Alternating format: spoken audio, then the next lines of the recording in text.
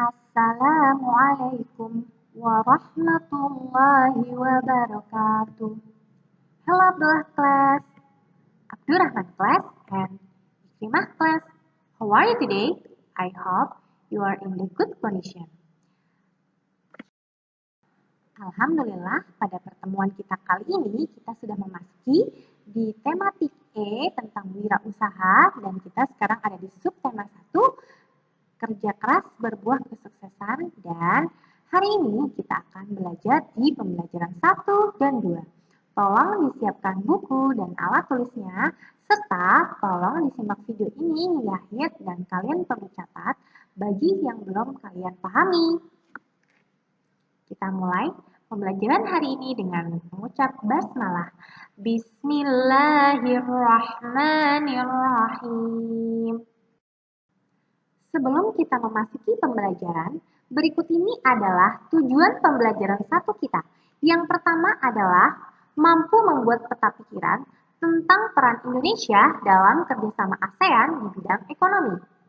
Yang kedua, mampu mengidentifikasi sifat-sifat magnet.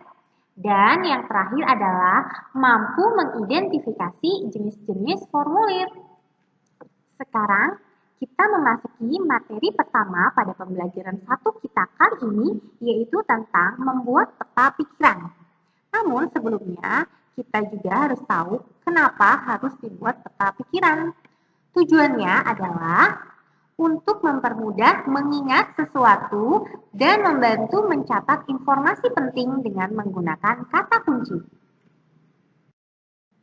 Sekarang, materi kita adalah membuat peta pikiran tentang peran Indonesia dalam kerjasama ASEAN di bidang ekonomi.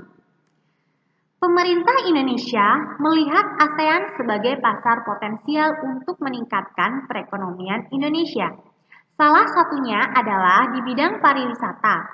Indonesia memandang kerjasama di bidang pariwisata sangat penting untuk dilakukan karena dapat meningkatkan perekonomian negara. Kerjasama tersebut juga diharapkan dapat menciptakan dan meningkatkan kesadaran bahwa ASEAN merupakan kawasan tujuan wisata yang mampu bersaing dengan wilayah lain di dunia. ASEAN merupakan kawasan tujuan investasi, perdagangan, dan basis produksi perusahaan multinasional.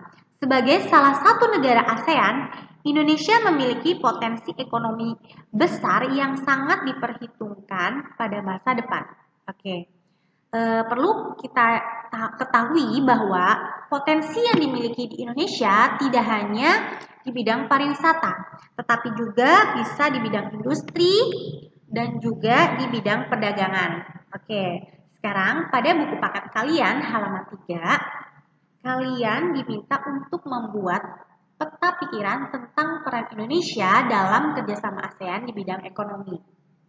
Baik, yang pertama yaitu tentang potensi Indonesia dalam kerjasama ekonomi di ASEAN. Ya, seperti kita sudah bahas tadi bahwa potensi Indonesia dalam kerjasama ekonomi di ASEAN tidak hanya di bidang pariwisata, tetapi juga di bidang industri dan perdagangan. Ya, selanjutnya adalah manfaat yang diperoleh Indonesia. Manfaatnya adalah dapat meningkatkan perekonomian negara melalui kerjasama ASEAN di bidang ekonomi ini. Selanjutnya, peran yang dilakukan Indonesia dalam kerjasama. Yang pertama yaitu sebagai kawasan industri dalam perdagangan serta merupakan tempat pariwisata. Berikutnya, wujud kerjasama Indonesia. Yang pertama adalah Indonesia juga melakukan kegiatan pariwisata dan melakukan kegiatan ekspor-impor. Itulah peta pikiran yang berkaitan dengan peran Indonesia dalam kerjasama ASEAN di bidang ekonomi. Kalian dapat mencatatnya pada buku paket kalian halaman 3. Jika ada yang kurang jelas, kalian dapat tanyakan pada wali kelas kalian masing-masing. Materi selanjutnya pada pembelajaran 1 kita yaitu tentang mengidentifikasi sifat-sifat magnet. Nah, ada yang tahu magnet itu benda apa sih? Magnet adalah Suatu benda yang terbuat dari logam yang dapat menarik benda lain di sekitarnya. Nah, sekarang kita akan mengidentifikasi sifat-sifat magnet tersebut.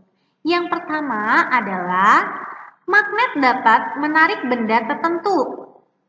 Kedua, magnet mempunyai dua kutub, yaitu kutub utara dan kutub selatan.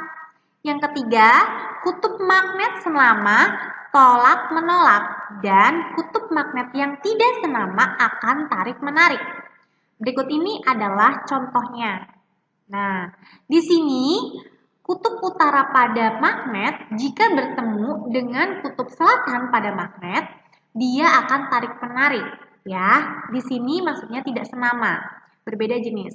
Kemudian, jika kutub utara pada magnet bertemu dengan kutub utara atau kutub selatan bertemu dengan kutub selatan, ini kan sejenis, berarti dia akan tolak-menolak. Nah, bagaimana? Apakah bisa dipahami? Berdasarkan proses terbentuknya, magnet dibagi menjadi dua, yaitu magnet alam dan magnet buatan. Kekuatan magnet untuk menarik benda-benda tertentu disebut dengan gaya magnet. Nah, sekarang kita cari tahu pengertian dari magnet alam dan magnet buatan. Yang pertama, magnet alam adalah magnet yang terbentuk secara alami. Contohnya adalah batuan yang memiliki sifat kemagnetan. Berikutnya adalah magnet buatan, yaitu magnet yang dibuat oleh manusia. Berikut ini adalah contoh dari magnet buatan.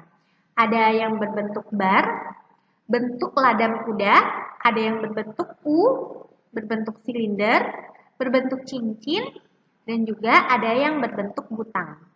Nah, setiap magnet pastinya mempunyai dua kutub, yaitu kutub utara dan kutub selatan. Materi selanjutnya pada pembelajaran 1 yaitu tentang jenis-jenis teks formulir. Sebelumnya kita cari tahu dulu pengertian dari formulir. Formulir adalah lembar yang berisi informasi penting, data diri, dan hal lain sesuai dengan fungsi formulir tersebut. Berikut ini adalah jenis-jenis dari teks formulir. Yang pertama ada formulir pendaftaran. Formulir pendaftaran adalah formulir yang dibuat untuk diisi seseorang atau sekelompok orang saat ingin menjadi anggota dari suatu klub, organisasi, lembaga, atau kegiatan. Berikutnya ada formulir daftar riwayat hidup, yaitu formulir yang dibuat untuk menyampaikan informasi mengenai identitas dan kualifikasi diri saat melamar suatu pekerjaan. Berikutnya ada formulir slip tabungan, yaitu formulir yang dibuat oleh bank yang berisi rincian penyetoran slip tabungan. Nah, sekarang adalah contoh dari jenis-jenis formulir. Yang pertama, ada contoh dari formulir pendaftaran. Berikut ini adalah gambarnya ya. Pada formulir pendaftaran juga isinya dapat berbeda-beda, disesuaikan dengan kebutuhan pihak yang mengeluarkan formulir ini. Selanjutnya ada formulir daftar riwayat hidup. Pada formulir ini terdapat identitas diri, kemudian juga ada riwayat pendidikan, dan biasanya di formulir ini digunakan untuk melamar pekerjaan. Berikutnya adalah formulir slip tabungan. Biasanya slip ini kita isi ketika kita berada di bank. Oke? Setelah kalian melihat contoh-contoh dari formulir, sekarang kita bahas tentang bagian-bagian dari formulir. Yang pertama ada kepala bagian, yaitu berisi nama lembaga dan alamat serta nomor telepon dari lembaga tersebut. Yang kedua, yaitu bagian tubuh formulir, berisi keterangan yang harus diisi seperti nama lengkap, jenis kelamin, tempat dan tanggal lahir, agama, pendidikan, amanat, atau keterangan. Yang terakhir adalah bagian ekor, yaitu berisi tempat dan tanggal pengisian, nama jelas, dan tanda tangan. Sekali lagi, bahwa setiap formulir memiliki isi yang berbeda-beda sesuai dengan yang dibutuhkan oleh pihak yang mengeluarkan formulir itu. Kalian dapat mengidentifikasi bagian-bagian formulir ini ya. Sekarang kita memasuki pembelajaran 2. Tujuan pembelajaran 2 kita kali ini yaitu yang pertama, mampu mengidentifikasi ciri-ciri reklame. Yang kedua, mampu menjelaskan keragaman wirausaha di lingkungan sekitar. Sekarang kita memasuki materi pertama pada pembelajaran 2 kita, yaitu tentang mengidentifikasi ciri-ciri reklame. Pada tematik D, kita sudah belajar tentang reklame. Apakah masih ada yang ingat pengertian dari reklame? Reklame adalah suatu karya seni rupa yang memuat teks dan gambar yang menarik untuk menginformasikan, mengajak, menganjurkan, atau menawarkan produk berupa barang atau jasa kepada masyarakat. Nah, itu adalah pengertian dari reklame. Semoga kalian masih ingat. Dan apakah ada yang masih ingat juga jenis-jenis dari reklame? Nah, sekarang akan kami ingatkan kembali tentang jenis-jenis reklame dan juga akan kami sampaikan cirinya ya. Yang pertama ada billboard. Nah, seperti itu ya gambarnya. Cirinya adalah billboard berukuran besar dan berisi gambar atau tulisan yang menarik dan informatif. Biasanya, billboard ini diletakkan di dinding pertokoan atau instansi tertentu dengan konstruksi yang permanen. Yang berikutnya ada baliho. Baliho cirinya adalah berukuran besar, berisi gambar dan tulisan menarik dan informatif. Baliho biasanya diletakkan di tempat umum dan strategis menggunakan tiang besar dan kuat tetapi bersifat semi permanen. Nah, selanjutnya ada spanduk. Cirinya yaitu dibuat secara ringkas, padat, dan jelas. Spanduk ini dibuat dengan media kain. Ingat ya, medianya kain. Berikutnya ada mobile billboard. Cirinya biasanya reklame jenis ini berbentuk media 3 dimensi yang dapat bergerak. Baik bergerak sendiri karena ditiup angin seperti balon atau dengan kendaraan yang seperti contoh ini ditempel di kendaraan ya. Ada juga banner. Banner ini cirinya biasanya dicetak digital yang umumnya berbentuk vertikal. Banner ini merupakan bentuk sederhana dari baliho ya. Berikutnya ada poster. Poster ini yang biasa kalian buat ya. Cirinya berupa selembar kertas yang memuat gambar dan tulisan yang dibuat semenarik mungkin. Poster biasanya ditempelkan di tempat-tempat umum yang strategis agar mudah dilihat. Ada juga jenis reklame berupa pamflet. Cirinya yaitu berupa selembar kertas yang dikemas dengan cara dilipat, yang saling berhubungan satu sama lain dan tidak memiliki cover serta tidak dijilid.